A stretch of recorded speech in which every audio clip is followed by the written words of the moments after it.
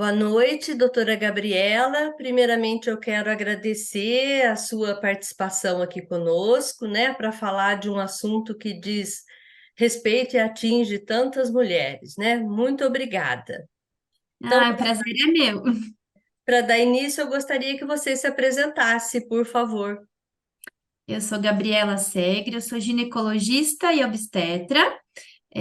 Trabalho aqui em Jundiaí, em São Paulo, e vim a convite da Sandra para falar um pouquinho sobre o Outubro Rosa, né? O câncer de mama. Tirar ali algumas dúvidas e alertar sobre a importância, né, da prevenção, que é o grande foco de hoje em dia, né? É isso aí. Então, Jó, eu vou fazer algumas perguntinhas, você fique à vontade, então. Se quiser acrescentar alguma coisa ou tirar, fique à vontade, tá bom? Tá bom. Então vamos lá. O câncer de mama assusta, né? Qualquer tipo de câncer assusta, mas esse em especial é para mulher, eu acho que ele é muito assim, tem consequências muito mais graves, né? Então a Uhum. gente sabe que é importante detectar o quanto antes e que o sucesso do tratamento também depende muito disso, né? Da precocidade da descoberta. Então, fala um pouco da importância do autoexame e o que é que a gente tem que observar nesse autoexame. O câncer de mama, eu trouxe até alguns dados para compartilhar com vocês. Então, um em cada três casos de câncer em mulheres no Brasil é o câncer de mama. Por isso, essa importância, além da repercussão, né? Ele é um câncer muito comum e só perde para o câncer de pele, o não melanoma de pele. Então, a grande maioria dos tipos de câncer vai ser o câncer de mama. E 95% dos cânceres de mama têm cura se diagnosticado precocemente. Então, por isso mesmo a importância ali do diagnóstico precoce, o autoexame que ele foi, trouxeram para a gente através do Outubro Rosa, né? Que é uma campanha que foi feita. O Outubro Rosa iniciou nos anos 90 nos Estados Unidos, era uma corrida pela cura do câncer em Nova York. Eles começaram a usar o simbolinho da fitinha rosa, né? E só em 2002 que chegou no Brasil essa campanha, e agora em 2008, 2010 que começou a disseminar em todos os municípios. A princípio era uma coisa só de São Paulo. Então, o autoexame que eles pregam ali é que a mulher conheça a própria mama, porque se em algum momento você diagnosticar, perceber, né, algo errado, vai ligar um alerta para você procurar uma ajuda. Mas atualmente, de uns anos para cá, a gente tem algumas campanhas que estão até desencorajando um pouquinho o autoexame. Porque o que, que a gente via? Que muitas mulheres não procuravam o médico precocemente, só quando percebia ali o nódulo. Aí já pode ser que seja tarde. Então a gente tem que achar um equilíbrio. Não dá para você só confiar no autoexame e nunca procurar o médico, porque tem lesão na mama que a gente só descobre com os exames de imagem, como a mamografia, que são microscópicas ainda, que é o momento ideal para pegar. Mas também não dá para você não conhecer sua mama, porque às vezes você fez um exame de mamografia agora, daqui 6 meses aparece uma coisa e não está na época de ir, você já percebeu, então você corre. Então é importante fazer os dois.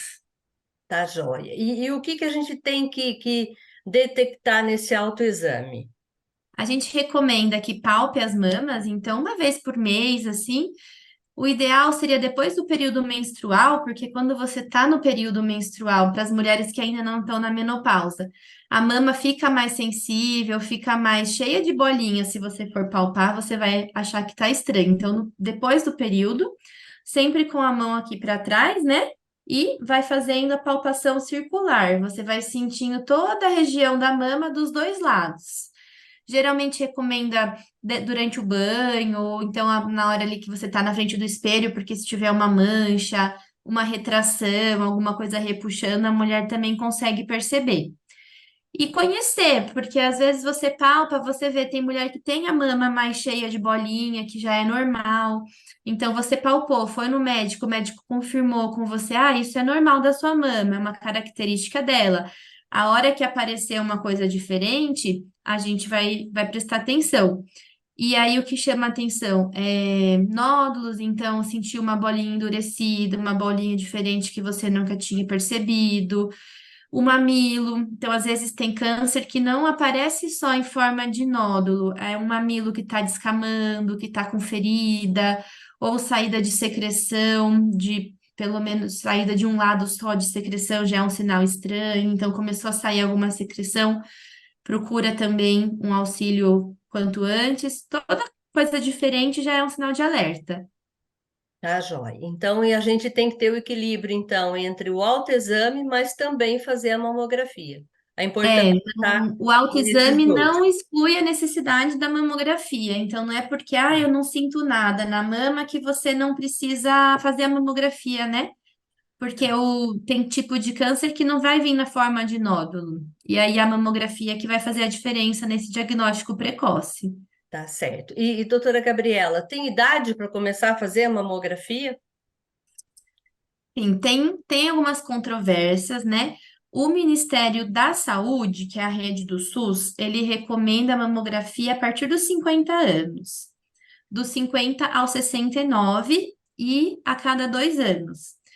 Já a Sociedade de Mastologia, a Sociedade de Radiologia e a Febrasgo, que é a Sociedade de Ginecologia, recomendam a partir dos 40. Isso para a população em geral, tá? Então, uma mulher comum que não tem histórico de câncer na família e não tem um alto risco. Então, a partir dos 40, todo ano. E para quem é para a rede pública, o SUS, eles recomendam a partir dos 50 a cada 2 anos. Então, esse é o rastreio básico, diferente para cada sociedade.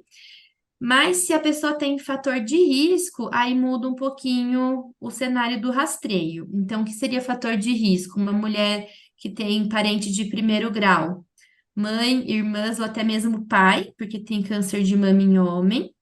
Então, essa paciente, ela vai ter que fazer o exame pelo menos 10 anos antes do primeiro câncer na família dela. Então, se a mãe teve com 40, com 30 ela já tem que começar a fazer o rastreio. Ou então, se ela é uma mulher exposta, que na infância foi exposta à radiação no tórax, fez ali tinha um tumor, um linfoma, teve que fazer radiação no tórax. Ela tem que fazer o exame antes. Se ela tem alguma síndrome genética que predispõe ao câncer de mama, ela também tem a indicação de fazer.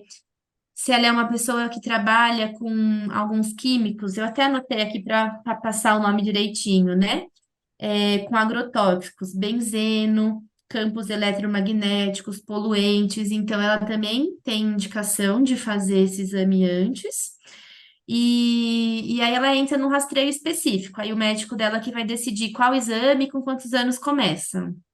Tá, joia. E aí, então, se a gente detectar qualquer coisa, procura o ginecologista. É esse o É, médico que vai começar um a porta de tratamento. entrada é o ginecologista. Então, ele que faz a rotina, não precisa ir num mastologista, de rotina, né? Então, a gente faz essa triagem. Ah, achou um nódulo suspeito, tem que biopsiar. Aí já, alguns ginecologistas já pedem a biópsia, outros encaminham para o masto que vê o resultado da biópsia e que vai dar seguimento, né? Então, veio uma biópsia, veio câncer, aí o ginecologista já não faz mais parte, o tratamento é com mastologista e com oncologista. Tá, perfeito. E aí, então, se acender a luz vermelha, né? Quais os fatores, assim, de possibilidade dessa doença? Você já falou um pouquinho, mas queria que você desse mais uma repassada nisso. Então, quais as mulheres que teriam mais predisposição a ter o câncer de mama? Quem tem mais, o fator de risco de alto risco são esses que eu falei, aí elas entram num rastreio precoce, né? Agora, o fator de risco comum, então, meninas, mulheres, né, que tiveram a primeira menstruação muito cedo, então antes dos 12 anos, ou que tiveram a menopausa, né, tardia, depois dos 55. O principal fator de risco que todas as campanhas hoje em dia estão pegando muito no pé é a obesidade.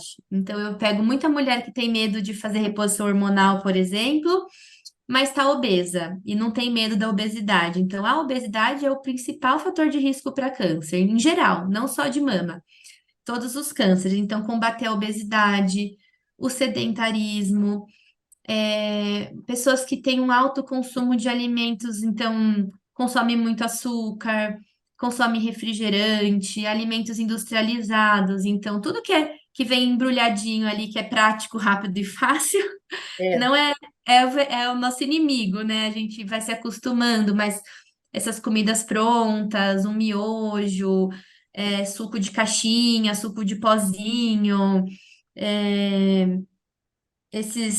todos esses corantes, né, artificiais. Então, tudo que tem na alimentação, a gente pode melhorar para uma alimentação mais natural, ajuda a combater o câncer. Então, em vez de você, eles falam, né, desembrulhar mais, tem que descascar mais. com certeza. E E assim, também o tabagismo, o consumo de bebida ah, alcoólica, né? As mulheres que nunca engravidaram, então a amamentação ela é protetora. Então, se você já engravidou, amamentou, o risco de câncer de mama reduz. Então, uma mulher que nunca engravidou ou que engravida muito tarde, depois dos 30, já aumenta o risco também do câncer de mama, mas não entra no rastreio precoce. Continua no mesmo tipo de rastreio, mas é um alerta a mais. tá joia. E então, se a mulher se encaixa num desses fatores, ela tem que ter mais cuidados, então, e sempre ter um acompanhamento do ginecologista, é isso? Isso. Uhum. Tá joia. E vamos supor, no período de tratamento, né, quando é necessário químio, rádio, essas coisas todas, a mulher tem que parar de trabalhar, ela precisa se afastar do trabalho. A quimioterapia, hoje em dia, já não é todo tumor que precisa dela. Então, quem vai avaliar isso é o oncologista, né? Dependendo do tamanho desse tumor e da gravidade dele, porque existem alguns tipos, né, de câncer de mama, então tem os mais agressivos e os menos agressivos. E aí, dependendo desses fatores, o oncologista vai definir. E a quimioterapia, ela é uma medicação endovenosa que vai estar agindo no corpo todo. Então, ela pode trazer alguns efeitos colaterais, né? Não, pela quimioterapia em si, não há necessidade de se afastar do trabalho. Teoricamente, a paciente pode continuar trabalhando, mas aí vai de cada paciente com seu médico e da função que ela exerce na profissão, né? Se ela vai dar conta de estar presente ali durante o tratamento em todas as fases. Às vezes, no dia seguinte da quimio, fica um pouco mais com enjoo, náusea, mal-estar. Algumas químios mais fortes podem ali baixar um pouquinho a imunidade, então ela não deveria estar em contato ali com grandes aglomerados, ambiente fechado, mas não pela quimio em si, mas pelos efeitos colaterais. Então, se você é uma paciente que está bem, uma função ali tranquila, que ela não está no meio de muita gente, e o médico dela achar que pode, ela não tem indicação de ficar afastada.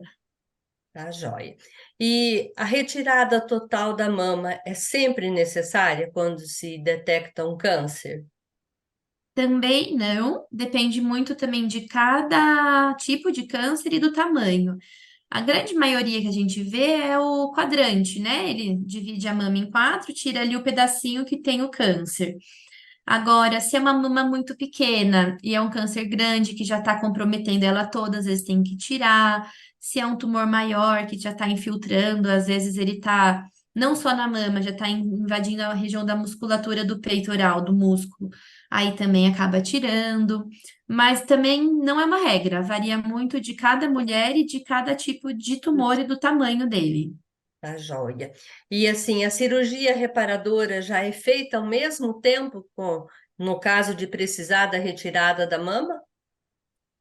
Também depende. Hoje em dia tem essa opção, mas vai também variar de cada serviço que a paciente for fazer a cirurgia. Então, eu tava até vendo um podcast que eles estavam falando se já faz e põe a prótese, já faz a reconstrução, ou então coloca um expansor, né? Que é como se fosse uma redinha ali que faz a função da mama enquanto não põe a prótese. Nessa época de pandemia, as próteses não estava disponível todos os tamanhos. Então, para essa paciente precisa desse volume de silicone, né, da prótese. E não existia, e não tinha disponível para É. aquele momento. Então, opera, coloca o expansor para manter ali o formato e manter a pele, o tecido preservado, e num outro tempo faz a reconstrução. Então, Hoje em dia tem os dois tipos, e aí vai depender do que tiver disponível, que o que o médico achar melhor na hora, mas já dá para fazer a reconstrução também. Perfeito. Tá joia, doutora Gabriela. E qual a mensagem que você deixaria aí para as mulheres que estão nos assistindo? O que eu queria, né, deixar a importância, né, de fazer a prevenção, porque se você descobre um câncer de mama, como a gente falou, né, precoce, 95% de chance de cura. E é uma dó ver, né, mulheres que deixaram passar, ficaram 2, 3 anos, às vezes, sem fazer um exame, e podia ter descoberto uma doença logo, ter um tratamento, às vezes até tem uma cura, mas às custas de um tratamento mais longo, mais sofrido, mais demorado, e que a prevenção, né, o diagnóstico precoce poderia estar ajudando essas mulheres a ter um tratamento, muitas vezes é bem inicial, nem quimioterapia acaba precisando. E na mudança do estilo de vida, porque é outra coisa que a gente vai deixando para lá, não dá tanta importância. E só ali lá na frente você vai perceber que talvez uma coisa simples podia mudar a sua vida toda, né? Não só para o câncer de mama, mas para diabetes, para outros tipos de câncer, hipertensão, doenças de infarto, trombose, AVC, tudo que você pode prevenir com mudança do seu estilo de vida, que cada vez mais a gente vê que realmente faz a diferença. Então, sair do sedentarismo, né? Uma caminhada ali, 30 minutinhos que você faça 3, 4 vezes na semana, tirar esses alimentos que realmente só são comidas vazias, né? Calorias vazias que não traz nenhum benefício para a saúde, que você consegue ali economizar no futuro com um monte de remédio que você vai tomar à toa, além de prevenir muitas doenças. Então é o que a gente tem visto mais de mais importante, que é barato, né? Não custa caro e dá para a gente fazer sozinho. Verdade. Tá joia, doutora Gabriela. Quero agradecer. Muito obrigada pela sua participação aí. E a gente também vai transmitir isso, né? Passar para outras mulheres e orientar o pessoal nosso lá. Muito Eu é que obrigada, agradeço. viu? E se o pessoal tiver alguma dúvida também, quiser mandar para você e você repassar, a gente tenta esclarecer mais alguma coisa que ficou faltando. Perfeito. Agradeço muito. Um abraço. Outro. Tchau, tchau. Tchau, tchau.